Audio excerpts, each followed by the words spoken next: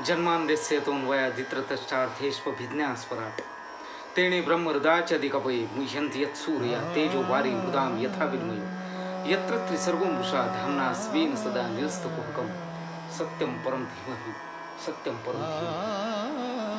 अर्जुनाला कर्मयोग पटवताना भगवंत कर्म करण्याचा तू अधिकारी आहेस, पण फळाचा अधिकारी नाही आहेस. कर्म करत असतानाच्या त्रुटी सुद्धा भगवंत लक्षात आणून देतात. यात हा श्लोक अतिशय प्रसिद्ध आहे. जवळजवळ बऱ्याचशा बहुतेक 99% लोकांना हा श्लोक निदान कर्मण्येवाधिकारस्ते मा फलेषु कदाचन एवढं निदान म्हणत तरी असतात.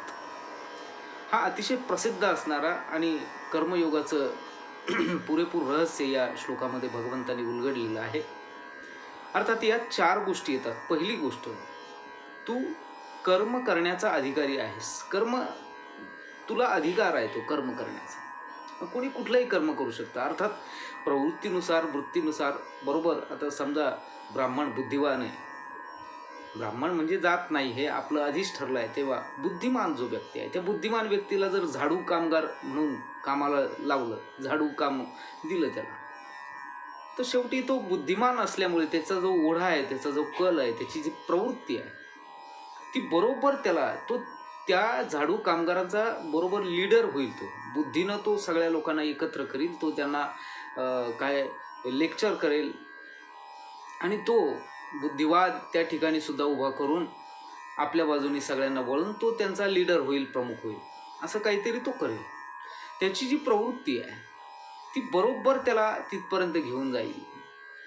किंवा एखाद्या क्षत्रियाला युद्ध करणे हा ज्याचा धर्म आहे, युद्ध हे त्याच्या रक्ताचंच आहे, क्षत्रियत्व हे गुण आहे त्याच्याकडे, अशा व्यक्तीला जर झाडू कामगार म्हणून कामाला लावला, तू झाडू कामगार, तू झाडूचं काम कर असं जर सांगितलं, तर तो सुद्धा व्यक्ती त्याच्या प्रवृत्तीनुसार, त्याच्या गुणांनुसार, त्याच्या वृत्तीनुसार तो बरोबर तिथे कुठेतरी अन्याय जर झाला त्या झाडू कामगारांच्या पगाराच्या बाबतीत किंवा आणखी अन्याय झाल्यानंतर बरोबर तो बंड करून उठेल, तिथे तो भांडण करेल, युद्ध करेल, होईल. ते आपोआप त्याची वृत्ती त्याला तिथपर्यंत घेऊन जाईल. एखादा जर वैश्य असला, वैश्य वृत्ती ज्याची आहे, आणि त्याला जर झाडू कामगार म्हणून कामाला ठेवलं, त्याला जर कामाला लावलं, तर तो सुद्धा त्याच्या वृत्तीनुसार तो त्याच्यातही विचार करेल का हा कचरा जो संकलित केला आहे, ओला वेगळा कोरडा वेगळा, याच्यापासून जर काही प्रोडक्ट बनवले किंवा हा विकला जाऊ शकतो का, याचं डम्पिंग ग्राउंड जे आहे ते जर भाड्याने घेतलं आणि तिथे कचरा साठवून त्या कचऱ्यापासून जर काय बाय प्रोडक्ट अजून काही करू शकतो, असा काहीतरी विचार करून तो बिझनेस माइंड त्याचा जो माइंडसेट आहे, त्याची जी वृत्ती आहे त्यानुसार तो हे करेल आणि शेवटी बरोबर त्याच्या वळणावर तो जाईल. किंवा जो एखादा सेवाभावी वृत्तीचा शूद्र आहे, हा शूद्र मात्र काय नाही, तो कमवायचं तिथेच, खायचं तिथेच, जेवढं कमवलं तेवढं याच्यात समाधानी राहायचं, तो त्याच्या वृत्तीनुसार तो वागेल. कर्म करण्याचा अधिकार तुला आहे, ही एक गोष्ट.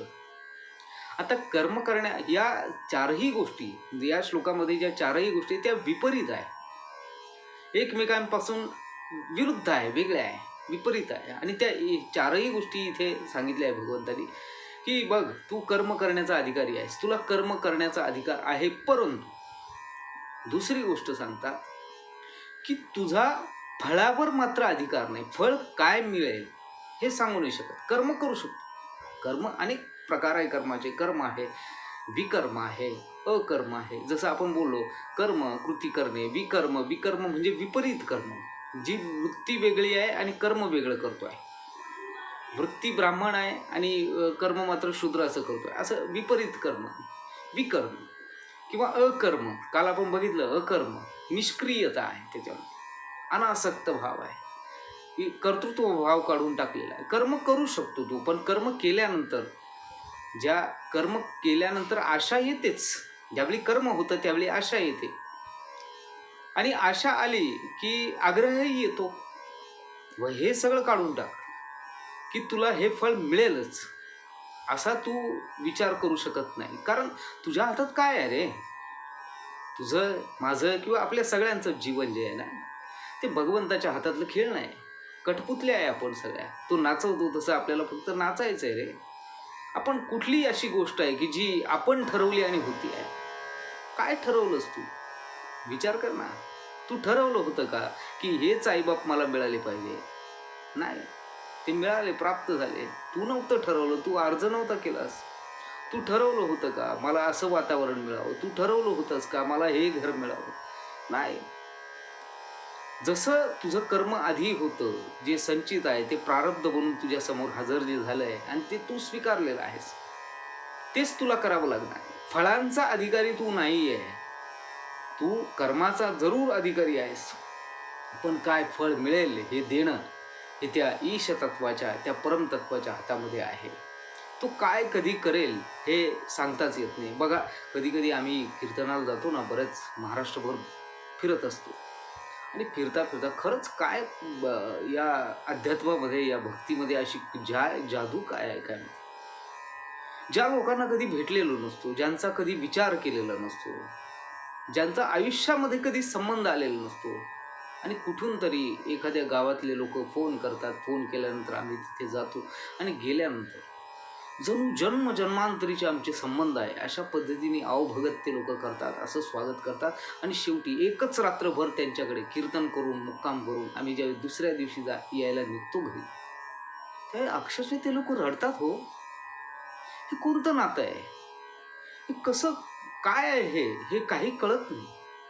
आणि त्यावेळी माणूस हे होऊन जातो, दिग्मूढ होऊन जातो, कळत नाही त्याला भगवंत काय करील ना, कधी कसं जोडलं जाऊ, कोण कुणाशी जोडलं जातं, कोण कुणाला भेटेल, कशा पद्धतीने, काही सांगू शकत नाही.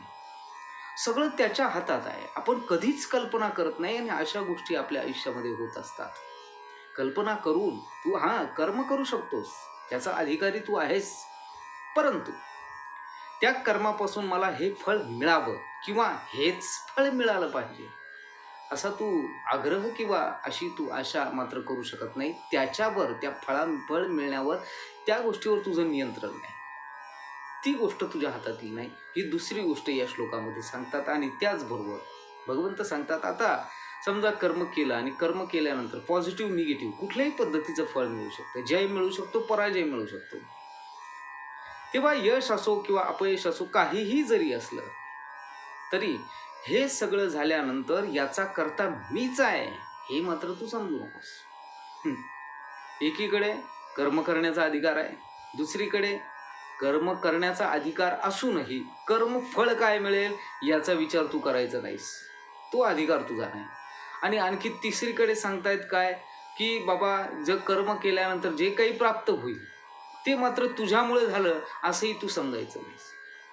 भगवंत अतिशय क्लिष्ट हा एक कर्माचं मायाजाल आहे आणि ते मायाजाल उलगडून भगवंत या ठिकाणी सांगता, या चारही गोष्टी अर्जुना तुला साध्य करत. कर्मण्येवाधिकारस्ते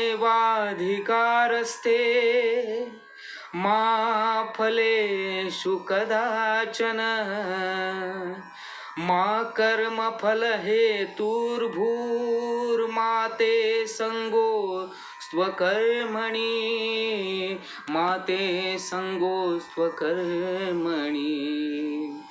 भगवंत सांगता या ठिकाणी जे फळ मिळेल, जय मिळेल, पराजय मिळेल, यश मिळेल, अपयश मिळेल, हे करणारा तू नाहीस. हे होण्यासाठी अनेक गोष्टी कारणीभूत आहेत. अनेक गोष्टी. पेपर लिहायला मुलगा जातो, अभ्यास करून जातो आणि अभ्यास करून गेल्यानंतर त्याची कल्पना असते, तो घरी आल्यानंतर ते जी पेपर आहे, क्वेश्चन पेपर जो आहे तो घेतो आणि त्याच्यावर स्वतःच हाताने मार्क लिहित बसतो. याला एवढे पडतील, त्याला तेवढे पडतील, त्याला तेवढे पडतील आणि मग तो 100 आउट ऑफ त्याच्या अंदाजानुसार तो काढतो 85. आणि त्याची कल्पना असते, मला 85 पडले पाहिजे, 85 पडले पाहिजे, 85 पडले पाहिजे. अचानक 85 पडत नाही, 62 पडतात. मग किंवा कधी कधी कल्पनेपेक्षा, अपेक्षेपेक्षा कमी, किंवा कधी कधी 85 ची अपेक्षा केलेली आहे आणि याला मात्र 96 पडतात, असंही होऊ शकतं. आणि 96 पडल्यानंतर उत्साही तो होतो आणि 62 पडल्यानंतर, 85 ची कल्पना करताना 62 पडल्यानंतर हतोत्साही सुद्धा होतो. मग तुला उत्साही पण व्हायचं नाही आहे, तुला हतोत्साही पण व्हायचं नाही, तुला बॅलन्स राहायचं आहे. आणि म्हणून हे कर्म केल्यानंतर जे फळ मिळणार आहे त्या फळावर किंवा फळ काय मिळावं या गोष्टीचं नियंत्रण तुझ्या हातात नाही. जे मिळेल ते तुझ्यामुळे मिळालं असंही नाही. याच्या आजूबाजूला कार्य करणारे अनेक शक्ती आहे, अनेक गोष्टी की ज्यामुळे पेपर तपासणारे शिक्षक असतील, पेपर अनेक गोष्टी आहेत. तुझं प्रारब्ध असेल, तुझं संचित कर्म असेल, तू केलेल्या ज्या मागच्या जन्मीच्या गोष्टी आहे, या सगळ्या गोष्टी आणि त्याचा सगळ्या गोष्टींचा एकत्रित परिणाम आणि त्यानुसार तुला ते फळ प्राप्त होत असतं. म्हणून नियंत्रण तुझ्या हातात नाही. आणि जे मिळालं ते तुझ्याचमुळे मिळालं असंही काही नाही. माणसाला मात्र वाटत राहतं, माणसाची देव चालवी अहंता, मीची एक करता म्हणून या. अरे वृक्षाचे हे पान हले ज्याची सत्ता राहिली, अहंता मग कोठे. हे की नाही. माणसाला वाटतं काय असतं माहिती आहे, लहान मुलाचा वडील असतात ते आपल्या लहान मुलाला खेळवायला वडील घोडा होतात आणि मग लहान मुलगा म्हणतो मला बाबा घोडा घोडा घोडा करायचा. आपला 2 हात 2 पाय असे घोड्यासारखे तो 4 पायावरून सुरू होतो आणि पाठीवर पोरगा बसतो. चल मेरे घोडे टिक टिक टिक, चल मेरे घोडे टिक टिक टिक. मग तो कधी बापाला किचनमध्ये घेऊन जातो, कधी हॉलमध्ये घेऊन जातो. बापाला जसं सांगतो तसं बाप फिरतो. पोराच्या डोक्यात यायला लागतं की बापाला मी फिरवत आहे. नीट विचार करून पहा, बापाला कोण फिरवत आहे? बापाला तो मुलगा फिरवतोय की बापाचं मुलावर असणारं निरातिशय प्रेम बापाला फिरवतंय? नेमकं होतं काय? पण मुलाचा मात्र गैरसमज होतो की या बापाला मीच फिरवतोय. असे गैरसमज बरेच होतात आमचे. माझ्यामुळे झालं. बऱ्याच लोक काही ठिकाणी जातो, ओळख करून देतात, महाराज हा अहो काही नव्हतं आपल्याकडे. हा जो बंगला दिसतोय ना, हे समोरची शेती दिसते, हे सगळं आपण केलं महाराज. अहो काही नव्हतं, हो काहीच नव्हतं, सगळं करून दाखवलं. आईबाप माझ्याकडेच असतात, बहिणीचं लग्न करून टाकलं, भाऊ सगळे शिक्षण त्यांचं मीच पाहतोय महाराज. काय सांगू. तो स्वतःचं सांगत असतो पण त्याला हे कळत नाही की बाबा रे, कर्म करण्याचा अधिकारी तू आहेस. कर्माचं फळ काय असेल त्याचं नियंत्रण तुझ्या हातात नाही. आणि दुसरी गोष्ट, जे मिळेल ते तुझ्यामुळे प्राप्त झालं, हा अहंभाव किंवा हा कर्तृत्व भाव हा तुला काढून टाकायचा आहे. या 3 गोष्टी भगवंत सांगतात. आणि या 3 गोष्टी सांगितल्यानंतर भगवंत सांगतात, बघा आता जर मला कर्म केल्यानंतर फळ काय मिळेल याच्यावर नियंत्रण माझं नाही आहे. दुसरी गोष्ट, जे काही मिळेल ते माझ्याचमुळे मिळेल असंही म्हणायचं नाही. मग मी कर्म करूच कशासाठी, असा विचार कदाचित येऊ शकतो. पण असा विचार जर आला तर भगवंत सांगतात, हा विचार मात्र काढून टाका अर्जुना. असं नाही, कर्म तर करावंच लागणार आहे. जो धर्म आहे, जी वृत्ती आहे, त्यानुसार तुला वागावंच लागणार आहे. तू अधिकारी कर्म करण्याचा असल्यामुळे तुला कर्म तर करावंच लागणार आहे. तू म्हणशील की बाबा नाही मी हे सगळं सोडूनच देतो, मग कर्मच करत नाही, ही अवस्था येऊ शकत नाही. काहीच न करणे हे सुद्धा एक करणे आहे. मग करताना ते कसं करावं यासाठी आमच्या माऊलीनं सुद्धा अतिशय सुंदर वर्णन केलं. तू योगयुक्त होऊनी फळाचा संग टाकुनी, मग अर्जुना चित्त देऊनी करी कर्म. फळाची अपेक्षा टाकून आणि योगयुक्त होऊन म्हणजे समबुद्धी ठेवून, बॅलन्स करून मग तू जर कर्म केलंस तर त्या कुठल्याही कर्माची बाधा तुला होणार नाही. या 4ही गोष्टी तुला करायच्या आहेत. आणि या 4ही गोष्टी तुझ्या बुद्धीमध्ये, तुझ्या डोक्यामध्ये या फिट असले पाहिजे की मी कर्म करण्याचा फक्त अधिकारी आहे. याच्यापेक्षा जास्त माझ्या हातामध्ये कुठलंही नियंत्रण नाही आहे. नियंत्रण करणारी विशिष्ट शक्ती आहे. अहो त्या शक्तीबद्दल जर विचार केला तर मती गुंग होऊन जाते. जोपर्यंत आमच्या शास्त्रज्ञांकडे मोठी दुर्बीण नव्हती हर्बलसारखी, तोपर्यंत त्यांना असं वाटत होतं की ही जी आकाशगंगा आहे आपली मिल्की वे, एवढी एकच आकाशगंगा आहे, याच्यातच हे सगळं ब्रह्मांड हे सगळं पसरलेलं आहे. पण ज्यावेळी हजारो प्रकाश वर्षाच्यापेक्षा लांब पाहणारी जी दुर्बीण आहे ती ज्यावेळी डेव्हलप झाली, ती ज्यावेळेस मिळाली, त्यावेळी अनेक ब्रह्मांड, अनेक आकाशगंगा, अनेक या सगळ्या गोष्टींचा शोध लागतो आणि ते अजूनही पसरत आहे. स्टीफन हॉकिंग यांनी आमच्या ग्रँड डिझाईन नावाच्या पुस्तकामध्ये, हे बाहेरचे लोक खूप अभ्यास करताय या गोष्टीचा. तेव्हा नियंत्रण करणारी ही शक्ती काय कळत नाही. विचार करतात. काही जण म्हणतात की हे विश्व ज्यावेळेस उत्पन्न, बिग बँग थेरी जी आहे, त्या बिग बँग थेरीमध्ये असं आहे की पूर्वी सगळं एका कणामध्ये सामावलेलं होतं. एक छोटासा बिंदू, एक छोटासा कण, ज्याला आपण झिरो डायमेन्शन तसं होतं. आणि त्याच्यामध्ये हे सगळं संपूर्ण आता जी एनर्जी दिसते आहे सगळ्या गोष्टी, आणि त्याचा एक महाविस्फोट झाला, बिग बँग. आणि याच्यातून हे सगळं ब्रह्मांड, हे सगळे ग्रह, तारे, नक्षत्र, हे सगळं जन्माला आलं. पृथ्वी नावाचा जो तप्त गोळा निर्माण झाला, केमिकल रिॲक्शन्स झाल्या आणि त्याच्यातून मग पाणी निर्माण झालं. सुरुवातीला हायड्रोजन, त्याच्यानंतर हेलियम, या सगळ्या गोष्टी सांगतात. पण एक गोष्ट मात्र, हे सगळे जे आहेत ना, ते एक गोष्ट सांगत नाही की जो बारीक बिंदू आहे, जो कण आहे, बिग बँग होण्याच्या आधी ज्या बारीक टिपक्यामध्ये, ज्या बिंदूमध्ये हे विश्व सगळं सामावलेलं होतं, एकत्रित झालेलं होतं, त्या टिपक्यामध्ये स्फोट होण्यासाठी असं काय झालं, असं काय घडलं? जर काहीच नव्हतं तर असं काय घडलं? तर काही जण म्हणतात की ध्वनी उत्पन्न झाला. अरे पण तो झाला कसा उत्पन्न? आणि त्या ध्वनीचे तरंग जे आहेत, त्या तरंगांमुळे हालचाल झाली, आणि हालचाल झाल्यानंतर बिग बँग, केमिकल रिॲक्शन झाल्या आणि बिग बँग. अरे पण ते आधी उत्पन्न झालं कसं? कुठली तरी एक शक्ती, कुठली तरी एक अशी गोष्ट असली पाहिजे की जिच्यामुळे ते झालं. ठीक आहे. हे जे डार्क मॅटर आहे, त्या डार्क मॅटरचं कुठलं अस्तित्वच नाही आहे असंही मानत होते. पण आता मात्र तेही मानायला लागले की डार्क मॅटर आहे, आणि तो डार्क मॅटर खूप जास्त आपल्या सगळ्या गोष्टींवर नियंत्रण करतो. मग तो नियंत्रण जो करतो त्याच्यावर त्याचं नियंत्रण करणारी सुद्धा एक विशिष्ट शक्ती आहे. या सगळ्या ज्या गोष्टी बघा, अनेक आश्चर्य या जगामध्ये, या ठिकाणी. जर समजा पृथ्वीच्या टकरीनंतर काही कण जे आहे ते अवकाशामध्ये विखुरले गेले, आणि ते विखुरले गेले आणि त्याच्यातून जो चंद्र निर्माण झाला, ती जर टक्कर घडली नसती पृथ्वीवर, तर चंद्र निर्माण झाला नसता. चंद्र जर निर्माण झाला नसता तर पृथ्वीवर आज जे वातावरण आपण अनुभवतोय ते नसतं झालं. मग ही टक्कर होण्यासाठी, ती विशिष्ट अंतरावरती स्थिर राहण्यासाठी, या सगळ्या गोष्टींना कारणीभूत असणारं एक निमित्त, एक काहीतरी कारण, एक सुप्रीम पॉवर काहीतरी असली पाहिजे. ती जी पॉवर आहे ना, ती नियंत्रण करते.